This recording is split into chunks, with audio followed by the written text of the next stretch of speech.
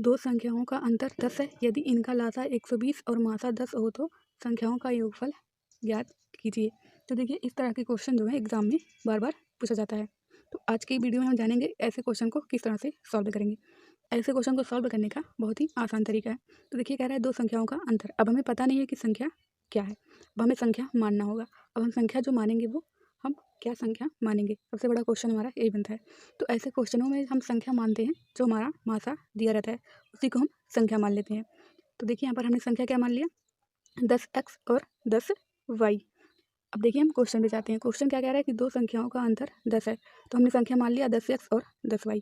अब इसका अंतर दिया है 10। देखिए 10x - 10y बराबर हो जाएगा 10। अब क्या करेंगे, हम यहाँ से 10 कॉमन ले लेंगे तो यहाँ बचेगा x - y बराबर 10।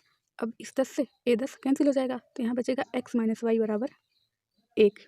अब हम आगे क्वेश्चन पढ़ते हैं। अब देखिए यहाँ पर कह रहा है यदि इनका लासा 120 है, यानी कि संख्याओं का लासा 120 दिया है, लेकिन हमने संख्या क्या माना था 10x और 10y।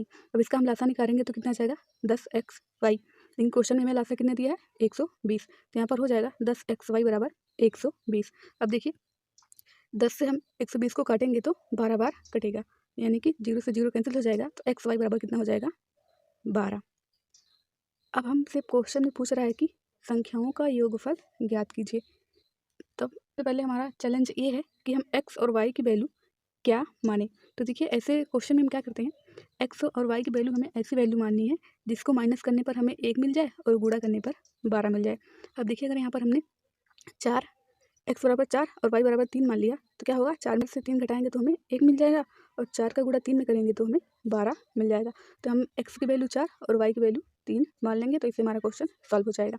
अब क्वेश्चन में कह रहा है संख्याओं का योगफल, तो संख्याएं हमने क्या मानी थी 10x और 10y, तो फल क्या हो जाएगा 10x प्लस 10y।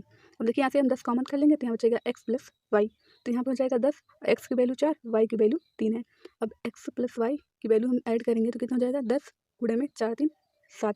अब देखिए इसमें कितना हो जाएगा 10 7 में 70, और ये हमारा क्या हो जाएगा आंसर हो जाएगा। तो ऐसे क्वेश्चन को हम इस तरह से सॉल्व करेंगे।